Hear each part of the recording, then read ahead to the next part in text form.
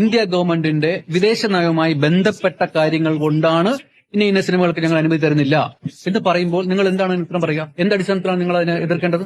എതിർക്കുന്നത് നിങ്ങൾ ഇന്ത്യക്കാരനാണോ? അങ്ങനെയാണോ നമ്മൾ ചെയ്യേണ്ടത്? നമ്മൾ ഇന്ത്യയിലെ ഏറ്റവും കൾച്ചറലി ഇവോൾവ് ആയ ഒരു സ്റ്റേറ്റ് അല്ലേ? അവിടുത്തെ ആളുകളല്ലേ? ഏറ്റവും അധികം ലിറ്ററസി ഉള്ള ആളുകളല്ലേ? നമ്മൾ അങ്ങനെയാണോ ബിഹേവ് ചെയ്യേണ്ടത്?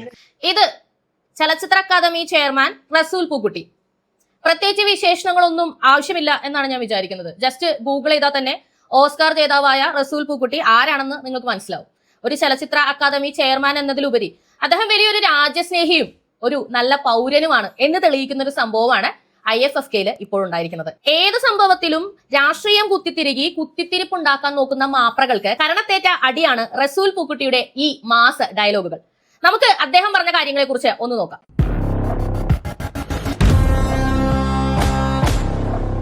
വിഷയത്തിലേക്ക് വരുന്നതിന് മുമ്പായി സംഭാവനകളുടെ സാമ്പത്തിക പിന്തുണകളുടെ കാര്യം ഒരിക്കൽ കൂടി ഓർമ്മിപ്പിക്കുകയാണ്. പബ്ലിക് ഒപ്പീനിയൻ ഇപ്പോഴും മുന്നോട്ട് പോകുന്നത് നിങ്ങൾ അയക്കുന്ന സാമ്പത്തിക പിന്തുണകൾ കൊണ്ടാണ്. എന്തുകൊണ്ടാണ് നമ്മൾ സംഭാവന ചോദിക്കുന്നത്, എന്താണ് നമ്മുടെ സിറ്റുവേഷൻ എന്നതിനെ കുറിച്ച് ഡീറ്റെയിൽ ആയിട്ടൊരു വീഡിയോ ഞാൻ ചെയ്തിട്ടുണ്ട് ഈ ചാനലിൽ തന്നെ. അതിന്റെ ലിങ്ക് കമന്റിൽ കൊടുത്തിട്ടുണ്ട്. കാണാൻ താല്പര്യമുള്ളവർക്ക് പോയി കാണാവുന്നതാണ്. എനിക്കൊരു ഹെൽത്ത് ഇഷ്യൂവും കൂടി ഉണ്ട്. അപ്പൊ അതിന് ട്രീറ്റ്മെന്റിന്റെ സപ്പോർട്ടിനും കൂടി വേണ്ടിയിട്ടാണ്. വേറെ ഒരു വരുമാനവും ഇല്ലാത്തൊരവസ്ഥയിൽ ഈ വീഡിയോസ് കാണുന്ന ആൾക്കാർക്ക് നമ്മളെ സഹായിക്കാൻ താല്പര്യം ഉണ്ടെങ്കിൽ നമ്മളെ സഹായിക്കണം എന്ന് നമ്മൾ അഭ്യർത്ഥിക്കുന്നത്. അപ്പോൾ അതൊന്ന് പരിഗണിക്കണേ എന്നുകൂടി പറയാണ്. അപ്പൊ നമുക്ക് വിഷയത്തിലേക്ക് വരാം. IFFK എന്തായിരുന്നു വിഷയം? 2-3 ദിവസമായിട്ട് ഓടിക്കൊണ്ടിരിക്കുന്ന ഒരു വിഷയമാണ്. ആക്ച്വലി എനിക്കിത് അഡ്രസ് ചെയ്യാൻ പറ്റാതിരുന്നത് എന്റെ ഒരു ഹെൽത്ത് കണ്ടീഷൻ ഞാൻ പറഞ്ഞിട്ടുണ്ടല്ലോ. എനിക്ക് ഇരുന്നിട്ട് വീഡിയോ ചെയ്യാൻ ഇത്തിരി ബുദ്ധിമുട്ടുണ്ട്. അപ്പൊ എല്ലാ കാര്യങ്ങളെയും പറ്റി ചെയ്യാനായിട്ട് എന്റെ ഈ ട്രീറ്റ്മെന്റിന്റെ ഇടയ്ക്ക് എനിക്ക് പറ്റുന്നില്ല. അതുകൊണ്ടാണ് ലേറ്റ് ആയി പോയത്. പക്ഷെ ഇത് പറയേണ്ടത് തന്നെയാണ്. കാരണം ഇന്ത്യ വിരുദ്ധർ ഭയങ്കരമായിട്ട് കൂടി വരികയാണ്. അല്ലെങ്കിൽ ഒരുപാട് കണ്ണിൽപ്പെടുന്ന രീതിയിൽ തന്നെ അവർ വർദ്ധിച്ചു വരികയാണ്. ഒരു ഇന്ത്യൻ പൗരൻ എന്ന് പറഞ്ഞാൽ എങ്ങനെയായിരിക്കണം, ബിഹേവിയറിലടക്കം ചിന്തകളിലടക്കം എങ്ങനെയായിരിക്കണം എന്നത് പല ആളുകൾക്കും അറിയില്ല. നമുക്കറിയാം മോദി, അമിത്ഷാ, BJP സർക്കാർ അവരുടെ കുറെ പ്രവർത്തനങ്ങൾ കൊണ്ട് ഇവിടെ രാജ്യത്തോടുള്ള സ്നേഹം അല്ലെങ്കിൽ ദേശീയത ജനങ്ങൾക്കുള്ളിൽ നന്നായി ഉയർന്നിട്ടുണ്ട്. അതോടൊപ്പം തന്നെ ഇന്ത്യ വിരുദ്ധരും ഉയർന്നു വന്നുകൊണ്ടിരിക്കുന്നു. സാധാരണ ജനങ്ങൾക്ക് ഇപ്പോഴും രാഷ്ട്രസ്നേഹം, രാജ്യസ്നേഹം, പൗരധർമ്മം ഇതിനെ പറ്റിയൊന്നും വലിയ വിവരമില്ല. കാരണം എന്താണെന്ന് വെച്ചാൽ വികലമായി രാഷ്ട്രീയം കളിക്കുന്ന കുറെ രാഷ്ട്രീയക്കാരും ഇതുപോലുള്ള കുത്തിത്തിരിപ്പുണ്ടാക്കുന്ന മാധ്യമങ്ങളും ചേർന്ന് അറിവ് നേടുന്ന അവരുടെ ആ ഒരു വഴിയെ അടച്ചു വെച്ചിരിക്കുകയാണ്. സത്യത്തിൽ ഒരു പൗരൻ എങ്ങനെയായിരിക്കണം, എന്തിനൊക്കെയാണ് ചോദ്യം ചെയ്യാൻ ഒരു പൗരൻ എന്ന നിലയിൽ നമുക്ക് അധികാരമുള്ളത്, എന്തൊക്കെയാണ് നമ്മൾ പരിപൂർണമായി കീഴ്പ്പെടേണ്ട സംഗതികൾ, ഇതൊക്കെയും നമ്മളെ പഠിപ്പിക്കാനായിട്ട് റസൂൽ പൂക്കുട്ടി വലിയൊരു മാതൃകയാണ്. IFFK ഉണ്ടായ വിഷയം എന്താണെന്ന് വെച്ചാൽ കുറച്ച് സിനിമകൾ പ്രദർശിപ്പിക്കുന്നതിനെ കേന്ദ്ര സർക്കാർ തടഞ്ഞു എന്നതാണ്. ആദ്യമായി വരുന്ന വാർത്ത അതാണ്. ഉടനെ നമുക്കറിയാവുന്ന പോലെ കുറെ ഇടത് സാംസ്കാരിക നായകരും ഇടത് നേതാക്കന്മാരും ഒക്കെ രംഗത്ത് വരികയാണ്. ഇടത് സാംസ്കാരിക നായകർ എന്ന് പറയുമ്പോൾ നമുക്കറിയാമല്ലോ, എന്ത് കാര്യം BJP തടഞ്ഞാലും അതിനെ എതിർക്കുക, അതിന്റെ കാര്യകാരണങ്ങളെ പോലും ആരായാതെ എതിർക്കുക എന്നുള്ളത് അവരുടെ ഒരു ശീലമാണ്. ഇതിനു മുമ്പ് നമുക്കറിയാം പ്രേംകുമാർ ആയിരുന്നു ചലച്ചിത്ര അക്കാദമി ചെയർമാൻ സ്ഥാനത്തിരുന്നത്. അതിനു മുമ്പ് ഇരുന്നത് രഞ്ജിത്തായിരുന്നു, സംവിധായകൻ രഞ്ജിത്തായിരുന്നു. രഞ്ജിത്ത് നമുക്കറിയാം മൂത്ത കമ്മിയാണ്. അങ്ങനെ പിണറായി വിജയന് കീഴ്പ്പെടുന്ന അടിമ കമ്മികൾക്ക് മാത്രം ശരിക്കും പറഞ്ഞാൽ റിസർവ് ചെയ്ത് വെച്ചിരിക്കുന്ന ഒരു സീറ്റ് ആയിരുന്നു ചലച്ചിത്ര അക്കാദമി ചെയർമാന്റേത്. എന്നാൽ രഞ്ജിത്തിന്റെ കഴിവിന്റെ കൂടിയത് കൊണ്ട് അദ്ദേഹത്തിന് ആ സ്ഥാനം നഷ്ടപ്പെട്ടു. അതിനുശേഷം വന്ന പ്രേംകുമാർ വളരെ നല്ല രീതിയിൽ ചലച്ചിത്ര അക്കാദമി ചെയർമാൻ സ്ഥാനം മുന്നോട്ട് പോയിക്കൊണ്ടിരിക്കുക തന്നെയായിരുന്നു. പക്ഷേ കമ്മ്യൂണിസ്റ്റ് സർക്കാരിന് അല്ലെങ്കിൽ പിണറായി വിജയന് മുന്നിൽ കുനിഞ്ഞു നിൽക്കാൻ അദ്ദേഹത്തെ കിട്ടില്ലായിരുന്നു. അതുകൊണ്ട് തന്നെ പ്രേംകുമാറിനെ ഔട്ടാക്കി പകരം ആ സ്ഥാനത്തേക്ക് റസൂൽ പൂക്കുട്ടി വന്നു. റസൂൽ പൂക്കുട്ടി വന്നപ്പോൾ ഉയർന്ന ആരവങ്ങൾ എനിക്ക് ഇപ്പോഴും ഓർമ്മയുണ്ട്. അതായത് ഒരു മുസ്ലിം ചലച്ചിത്ര അക്കാദമി ചെയർ സ്ഥാനത്തേക്ക് വന്നിരിക്കുന്നു. ഇത് BJPക്ക് കൊടുക്കുന്ന, പിണറായി വിജയൻ കൊടുക്കുന്ന ഒരു അടിയാണ് എന്നതായിരുന്നു അന്ന് ഉയർന്നു കേട്ട വാചകം. Of course Oscar ജേതാവാണ്. ഓസ്കാർ എന്ന് പറയുന്നത് സിനിമയിൽ ലഭിക്കുന്ന ഏറ്റവും വലിയ പുരസ്കാരമാണ്. അതിലപ്പുറത്തേക്ക് സിനിമയിൽ ഇദ്ദേഹത്തിന് എന്ത് അർഹതയുണ്ടെന്ന് ഒരു മനുഷ്യൻ ചോദിക്കേണ്ട ആവശ്യമില്ല. അങ്ങനെ ഒരു വ്യക്തി ചലച്ചിത്ര അക്കാദമി ചെയർമാൻ സ്ഥാനത്ത് വരുമ്പോൾ ഇവർ പ്രതീക്ഷിച്ചത് BJPയുടെ നയങ്ങളോട് എതിർത്ത് ഇദ്ദേഹം കാലാകാലങ്ങൾ നിൽക്കുമെന്നതാണ്. എന്നാൽ ഇപ്പോഴത്തെ IFFK സംഭവിച്ചത് നേരെ തിരിച്ചാണ്. IFFK വിലക്ക് നേരിട്ട സിനിമകളെല്ലാം വിദേശ നിർമ്മിത സിനിമകളാണ്. എന്തുകൊണ്ടാണ് വിലക്കിയത് എന്നതിനെ സംബന്ധിച്ചിട്ടുള്ള ചർച്ചകളാണ് നടക്കുന്നത്. ഇവിടെ മാപ്രകളുടെ ചെറിയ കുത്തിത്തിരിപ്പുണ്ട്. ഞാൻ ഒരു വീഡിയോ കാണിക്കാം. എല്ലാ 100% സിനിമകൾക്കും നമ്മൾ അനുമതി കൊടുക്കാറില്ല. ചിലപ്പം 90% സിനിമകൾക്ക് നമ്മൾ അനുമതി കൊടുക്കാം. കഴിഞ്ഞ ദിവസം എന്നോട് ഫോണിൽ സംസാരിച്ചപ്പോൾ പറഞ്ഞത് 187 സിനിമകൾ 180 നമ്മൾ തന്നു. അത് ഒരു സിനിമ CBSE സർട്ടിഫിക്കറ്റ് ഉണ്ടായിരുന്നില്ല. അതുകൊണ്ട് നമ്മുടെ സ്ക്രീനിംഗ് ലിസ്റ്റിൽ നിന്ന് തന്നെ നമ്മൾ എടുത്തു മാറ്റിയ സിനിമയാണ്. അപ്പോൾ 6 സിനിമകൾ മാത്രമേ നമുക്ക് അനുമതി കിട്ടാതിരുന്നുള്ളൂ. നമ്മളെടുത്ത ഒരു പൊളിറ്റിക്കൽ സ്റ്റാൻഡ് വെച്ചിട്ട്, കേരള ഗവൺമെന്റ് എടുത്ത സ്റ്റാൻഡ് വെച്ചിട്ട് എനിക്ക് ആ സിനിമ കാണിക്കാം. പക്ഷേ നമ്മൾ മനസ്സിലാക്കേണ്ടത് ഒരു ഗവേണൻസിൽ 2 തലമുണ്ട്. ഒന്ന് ഒരു പൊളിറ്റിക്കൽ വശം, ഒരു പൊളിറ്റിക്കൽ ഗവേണൻസ്, പിന്നെ ഒരു അഡ്മിനിസ്ട്രേറ്റീവ് ലെവലുണ്ട്. അപ്പോൾ ഉദ്യോഗ തലത്തിൽ നിന്ന് എന്നോട് ചീഫ് സെക്രട്ടറി എനിക്ക് ഇന്നലെ ഒരു നോട്ട് അയച്ചിട്ട് പറഞ്ഞു, INB നിന്ന് കൃത്യമായ ഉത്തരവുണ്ട്. സെക്ഷൻ 9 കംപ്ലയൻസസ് നിങ്ങൾ ചെയ്യണം, തീർച്ചയായിട്ടും ചെയ്യണം. സ്പെഷ്യലായി ചീഫ് സെക്രട്ടറി എനിക്ക് നോട്ട് അയച്ചിട്ടുണ്ട്. അതിന് പ്രകാരം ഞാനും ചലച്ചിത്ര അക്കാദമിയുടെ മറ്റ് ഭാരവാഹികളുമായിട്ട് ആലോചിച്ചിട്ട് ഞാനൊരു തീരുമാനമെടുത്ത് ഈ 6 സിനിമ നമുക്ക് മാറ്റിവെക്കാം. ഈ 6 സിനിമകൾ ഒരുപക്ഷെ നമ്മൾ ഈ മേളയിൽ പ്രദർശിപ്പിക്കുന്നില്ല. അതിനുള്ളൊരു കാരണം, ഈ സിനിമകൾക്ക് പ്രദർശനാനുമതി തരാതിരുന്നതിനുള്ള കാരണം എനിക്കറിയാൻ കഴിഞ്ഞത് അത് ഇന്ത്യയുടെ വിദേശകാര്യ നയവുമായി ബന്ധപ്പെട്ടിട്ടുള്ളതാണ്. അങ്ങനെ ഒരു അവസരത്തിൽ ഒരു ഡെഫിയന്റായ ഒരു സ്റ്റാൻഡ് ഒരു കൾച്ചറൽ ഓർഗനൈസേഷൻ എന്ന നിലയിൽ കേരള ചലച്ചിത്ര അക്കാദമി എടുക്കുന്നില്ല എന്ന് ഞാൻ തീരുമാനിച്ചു. അതിന്റെ പൂർണ്ണ ഉത്തരവാദിത്വം എനിക്കാണ്, ഗവൺമെന്റിനല്ല. അത് ഇന്ത്യയുടെ വിദേശകാര്യ നയവുമായി ബന്ധപ്പെട്ട കാരണങ്ങൾ കൊണ്ട് ഈ സിനിമയ്ക്ക് പ്രദർശനാനുമതി തരുന്നില്ല എന്ന് ഗവൺമെന്റ് ഓഫ് ഇന്ത്യയുടെ അഡ്മിനിസ്ട്രേഷൻ എന്നോട് പറയുകയും കേരളത്തിന്റെ ചീഫ് സെക്രട്ടറി അത് കംപ്ലൈന്റ് ചെയ്യണമെന്ന് എന്നോട് ആവശ്യപ്പെടുകയും ചെയ്യുമ്പോൾ ഒരു ഗവൺമെന്റ് ഓർഗനൈസേഷൻ എന്ന നിലയിൽ ഞാനത് കംപ്ലൈന്റ് ചെയ്യുന്നു. അക്കാരണത്താൽ 6 സിനിമകൾ നമ്മൾ നേരത്തെ പറഞ്ഞതിന് പ്രകാരം കാണിക്കുമെന്ന് പറഞ്ഞിട്ടെങ്കിലും അത് മേളയുടെ ഭാഗമായി നമ്മൾ കാണിക്കുന്നില്ല എന്ന് തീരുമാനിച്ചു. മാറ്റിവെക്കപ്പെട്ട 7 സിനിമകളിൽ 6 സിനിമകൾ ഇന്ത്യയുടെ വിദേശകാര്യ നയവുമായി ബന്ധപ്പെട്ട് അത് ചെയ്യരുത്, അത് പ്രദർശിപ്പിക്കരുത് എന്ന് വിലക്ക് വന്നിട്ടുള്ള സിനിമകളാണ്. അത് പ്രദർശിപ്പിക്കുമെന്നാണ് കഴിഞ്ഞ ദിവസം നമ്മുടെ പിണറായി വിജയൻ അടക്കമുള്ള ആൾക്കാർ വന്നു പറഞ്ഞത്, പൊതുമധ്യത്തിൽ വന്നു പറഞ്ഞത്. കാരണം ഇതിൽ നിരോധിക്കപ്പെട്ട ഒരു സിനിമയുടെ പേര് ബീഫ് എന്നാണ് അത്ര. വിദേശ നിർമ്മിത സിനിമയാണ്, അല്ലാതെ ഇന്ത്യയിലുള്ള ആൾക്കാരൊന്നും ഉണ്ടാക്കിയ സിനിമയൊന്നുമല്ല. അപ്പൊ ബീഫ് എന്നുള്ളൊരു സിനിമ നിരോധിച്ചത് BJPക്ക് ബീഫിനോട് എന്തോ വൈരാഗ്യം ഉള്ളത് കൊണ്ടാണെന്ന് ഇവരങ്ങ് തീരുമാനിച്ചു. അതുകൊണ്ട് ഇവരിത് പ്രദർശിപ്പിച്ചേ തീരൂ എന്നും പറഞ്ഞ് രംഗത്ത് വന്നു. പ്രതിഷേധമായിട്ട് പുറത്തിറങ്ങി നടക്കുന്നു, ചാനലുകളിൽ ഘോര സംസാരിക്കുന്നു. നിങ്ങൾ അടിച്ചു നോക്കിക്കഴിഞ്ഞാൽ കാണാൻ കഴിയും.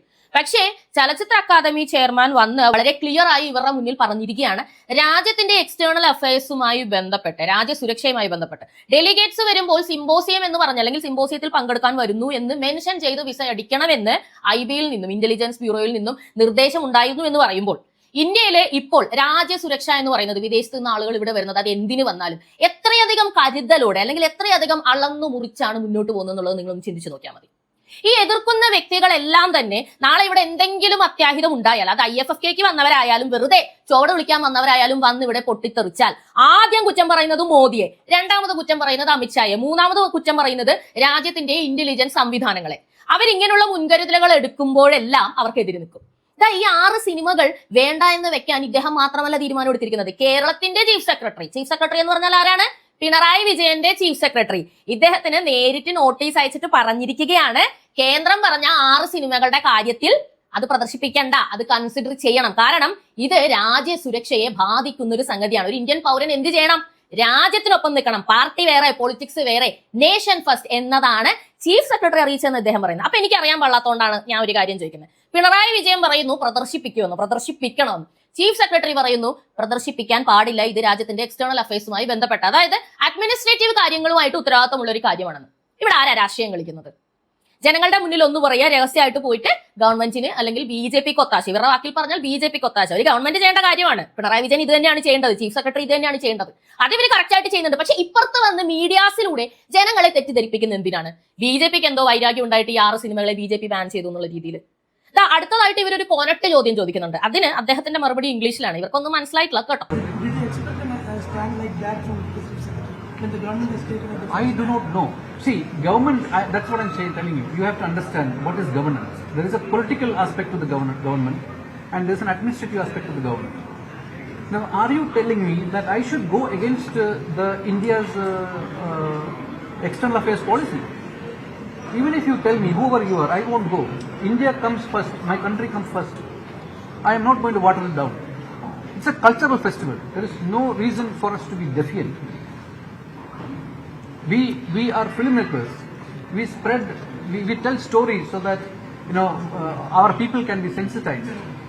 Our people can be, we can spread love and amity, not hatred. കണ്ടോ, അവര് പറയുന്ന ആസ്പെക്ട്സിനോട് നിങ്ങൾ യോജിക്കുന്നുണ്ടോ എന്നാണ് ചോദിക്കുന്നത്. അത് യോജിച്ചിട്ടാണോ നിങ്ങൾ അതിനെ അനുസരിച്ചത് എന്ന ചോദ്യത്തിന് അദ്ദേഹത്തിന്റെ മറുപടി വളരെ നീറ്റാണ്. നിങ്ങൾ ആരായാലും എന്തായാലും എനിക്ക് അറിയേണ്ട ആവശ്യമൊന്നുമില്ല. നിങ്ങൾ എന്ത് ചെയ്താലും ഞാൻ ഒരിക്കലും രാജ്യത്തിന്റെ എക്സ്റ്റേണൽ അഫയേഴ്സിനെതിരെ പോകില്ല. ഞാൻ അങ്ങനെ പോകണമെന്നാണോ നിങ്ങൾ പറയുന്നത്? അങ്ങനെ ഒരിക്കലും ചെയ്യില്ല. ഞങ്ങൾ ഫിലിം മേക്കേഴ്സ് ആണ്. അതിന് തുടർന്ന് പറയുന്നുണ്ട്, ഞങ്ങൾ ഫിലിം മേക്കേഴ്സ് ആണ്. ഞങ്ങൾ ലവ് ആൻഡ് പീസ് ആണ് ഇവിടെ പരത്തേണ്ട, അല്ലാണ്ട് ഹെയ്റ്റ് അല്ല. രാജ്യം ഒരു കാര്യം ചെയ്യരുതെന്ന് പറഞ്ഞാൽ അത് ചെയ്യരുത്. നീ ഏത് കൊമ്പനാണെങ്കിലും ചെയ്യരുത്. അതാണ് ഒരു നല്ല പൗരന്റെ ഏറ്റവും വലിയ മര്യാദ അല്ലെങ്കിൽ ഏറ്റവും വലിയ ക്വാളിറ്റി എന്നത് വളരെ നീറ്റായിട്ട് പറഞ്ഞു വെക്കുകയാണ് അദ്ദേഹം ഇവിടെ. കേന്ദ്ര ഗവൺമെന്റ് പറയുകയാണ്, നമ്മുടെ ഗവൺമെന്റ്, ഇന്ത്യ ഗവൺമെന്റിന്റെ വിദേശ നയവുമായി ബന്ധപ്പെട്ട കാര്യങ്ങൾ കൊണ്ടാണ് ഇന്ന സിനിമകൾക്ക് ഞങ്ങൾ അനുമതി തരുന്നില്ല എന്ന് പറയുമ്പോൾ നിങ്ങൾ എന്താണ് ഉത്തരം പറയുക? എന്ത് അടിസ്ഥാനത്തിലാണ് നിങ്ങൾ അതിനെ എതിർക്കേണ്ടത്? എതിർക്കുന്നത് നിങ്ങൾ ഇന്ത്യക്കാരനാണോ? ആണോ? അങ്ങനെയാണോ നമ്മൾ ചെയ്യേണ്ടത്? നമ്മൾ ഇന്ത്യയിലെ ഏറ്റവും കൾച്ചറലി ഇവോൾവ് ആയ ഒരു സ്റ്റേറ്റ് അല്ലേ, അവിടുത്തെ ആളുകളല്ലേ, ഏറ്റവും അധികം ലിറ്ററസി ഉള്ള ആളുകളല്ലേ, നമ്മൾ അങ്ങനെയാണ് ബിഹേവ് ചെയ്യേണ്ടത്? അങ്ങനെയല്ല. അതെങ്ങനെയാണ് പൊളത്തരമാകുക? അത് പൊളിറ്റിക്കൽ ഡിസിഷനാണ്. Don't mix up politics and administrative aspect of a government. We are Indians first, then comes everything. I did not object. മനസ്സിലായില്ലേ മാപ്രകളെ? മനസ്സിലാകാൻ പാടാ. ഇത് മനസ്സിലാകണമെന്നുണ്ടെങ്കിൽ രാജ്യസ്നേഹമുള്ള ഒരു പിതാവിന് ജനിക്കണം. അങ്ങനെ എനിക്ക് പറയാൻ സാധിക്കൂ. ഇതിന്റെ അപ്പുറത്തേക്ക് മറ്റൊന്നും പറയാനില്ല. Nation first, my country is first എന്ന് പറഞ്ഞാൽ എന്താണെന്ന് മനസ്സിലായോ? Don't mix up with politics and external affairs, administration കാര്യങ്ങൾ എന്ന് പറയുന്നത് കേട്ടോ. നിങ്ങൾ രാഷ്ട്രീയം കളിക്കല്ലേ, നിങ്ങൾക്ക് കളിക്കുന്ന കാര്യമല്ല ഇത് എന്നാണ് പറയുന്നത്. രാജ്യത്തിൽ ഒരു ഭീകരവാദി നുഴഞ്ഞു കയറുക അല്ലെങ്കിൽ ഭീകരവാദ ആശയങ്ങൾ പ്രചരിപ്പിക്കുക, അത് സിനിമയിലൂടെ ആയിക്കോട്ടെ വേറെ ഏതെങ്കിലും രീതിയിലായിക്കോട്ടെ, അതൊക്കെ നോർമൽ ആണെന്നാണോ നിങ്ങൾ പറയുന്നത്?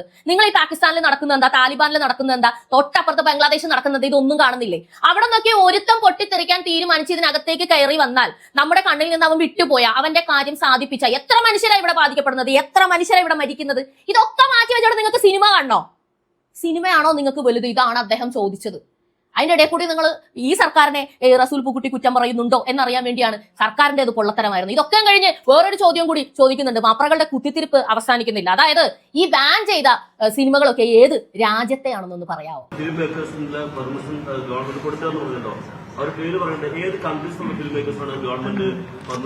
നിങ്ങൾ ചോദിച്ചെടുക്കത്തില്ലേ ഞാനത് പറഞ്ഞാൽ? അത് വേണ്ട, അത് വേണ്ട, അത് പറയണ്ട. അത് ഇന്ത്യയുടെ വിദേശകാര്യ നയവുമായി ബന്ധപ്പെട്ട കാര്യമാണ്. നമ്മൾ അങ്ങനെ നിങ്ങൾ ഇങ്ങനെ വെച്ച് കളിക്കാനുള്ള സാധനം അല്ല അത് കേട്ടോ. അതുകൊണ്ടാണല്ലോ MEA പറഞ്ഞത് ഇന്ത്യ കൺട്രിയിൽ നിന്ന് വരുന്ന ആളുകൾക്ക് നമുക്ക് ക്ലിയറൻസ് കൊടുക്കാൻ പറ്റില്ല എന്ന് പറയുമ്പോൾ നമ്മൾ അതിന് അഗൻസ്റ്റ് പോകണമോ?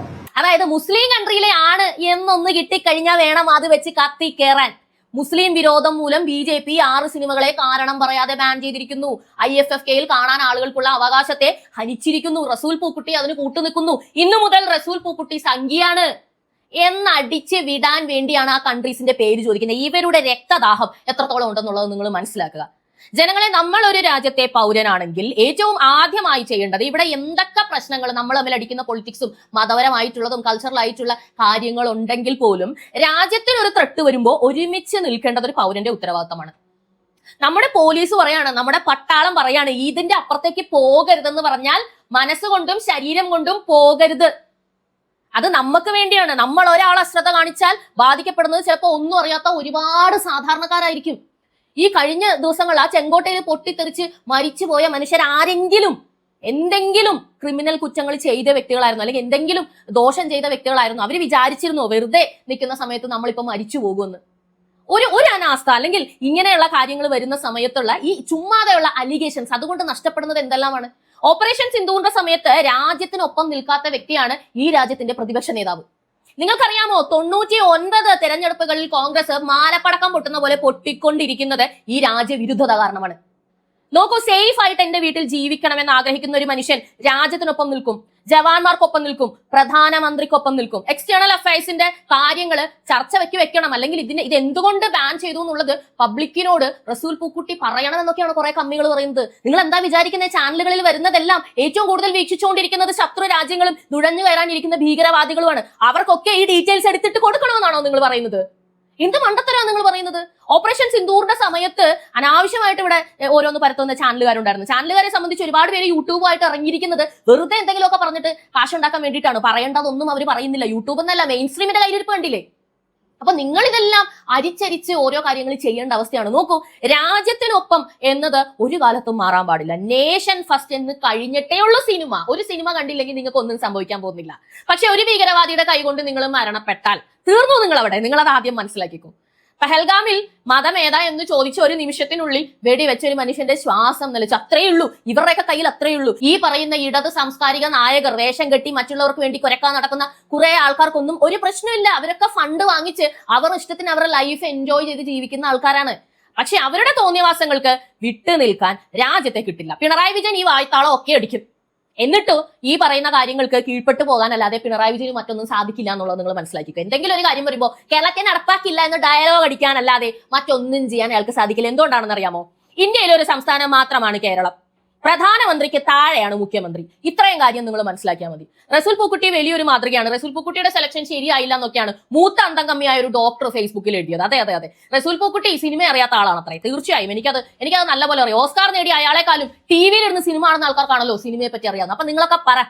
എന്തായാലും മൂത്ത കമ്മിയായി രഞ്ജിത്ത് സാർ IFFK വന്നിരുന്നത് അടിച്ച് പാമ്പായി ഒരു മുണ്ട് കൊടുത്ത് ഇങ്ങനെ ആടിയായിരുന്നു.